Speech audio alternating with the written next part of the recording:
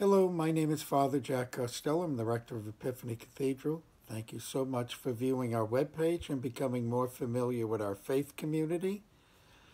In this section of the webpage, I give a short reflection on the previous Sunday's gospel, which was about Jesus going out and calling Peter, James, and John to be fishers of men, to be his followers. Perhaps one of the most frequently asked questions in the world by people is this: what difference do I make in the world today? All people, sooner or later, make that inquiry, I believe, concerning themselves. And during our lives, I believe that we pose that question to ourselves many times. This question is the theme of many movies. I think there was one out called The Power of One that showed what one person could do. It can be answered simply by reading history, if we think of Abraham Lincoln and the difference he made, or it could be for a negative and evil, Hitler, and the effect he had on so many people's lives. In our church history, we can think of our popes, great popes who had done so much, or saints like St. Francis of Assisi and so many others, St. Clare and so forth, good men and women who made a difference in the world. We may conclude that, although, in the great scheme of things, we matter very little, if at all. The world, as we know, is a big place, and it's racked by many big problems like poverty, immorality, drugs, hunger, homelessness. Not one of us here in this church here, in this faith community, nor all of us working together here at Epiphany can implore all the jobless or feed the hungry or house the homeless. There's so many of each. What chance have we against the amassed forces of greed and addiction and poverty that energizes the drug traffickers worldwide? The disparity between the size of the problems and the size of ourselves at times overwhelms us. We want to help, but we feel inadequate and insignificant. What difference do I make? We may say to ourselves. Our scripture readings today provide some insight to that. The first reading was the calling of Isaiah, and then St. Paul talks about his own work, and then we hear of the calling of Peter, James, and John. They tell us about some other people who had this same feeling, I'm sure, of inadequacy and how they dealt with it by being people of faith. Isaiah lived in a troubled world. Israel was divided. The northern kingdom had been conquered. The southern kingdom was ravaged by war. People were not faithful to their God and their religious beliefs. Immorality flourished in their society. A good king had fell into disrepute, and in fact he had died eventually in dishonor. Surrounded by a hopeless situation, a young Isaiah enters the temple and has a vision. He turns to God and receives a call to be God's messenger. And he answers, "Here am I, send me." One man put his life on the line, and that one life made a difference. Our gospel tells us about three other individuals who made a difference. Their names were Peter, James, and John.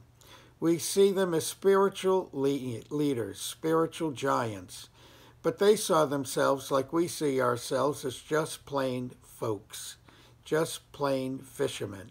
Like Isaiah, they had an encounter with God, a God who challenged them to be all that they could be.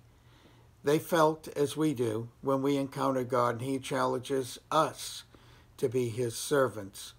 They felt overwhelmed, I'm sure, with a sense of their own unworthiness. We feel maybe as Peter did in today's gospel, as he fell at the feet of Jesus saying, "Leave me, Lord, I'm a sinful man." But Peter did not stay there on the ground. Rising from that collapsed state of mind, he focused on the one doing the calling and accepted his invitation to become a follower. And that is the point, where he and anyone begins to make a difference. It starts when a man or a woman assumes responsibility for his or her own life. One decent person can make a difference in a world that teeters on the verge of moral collapse. Mother Teresa is an example of that, of someone who made a difference in the world. This being Black History Month, we can think of Nelson Mandela or Dr. Martin Luther King, whose lives made a difference. Personal character is the foundation of everything. Without it, we cannot build anything worthwhile. A family, a faith community, a country. So we ask ourselves, what difference do I make? The correct answer to that question is this: if any difference is made, we must make it. Isaiah said, "Here I am, send me." And he made a difference and became, he and Peter, James, and John did God's work. The three fishermen, as we heard in this gospel, left everything and became followers of Christ. They made a difference. Now we stand where they stood, living in troubled times, facing impossible problems. We can excuse ourselves from the struggle by insisting that one person does not matter at all. But again, I think we'd be listening to Satan, for God needs us and encourages us to do our job and work with others. We can say we can't make a difference, or we can shoulder the responsibility for our own lives, encouraged by this time-tested truth. Individuals do make a difference.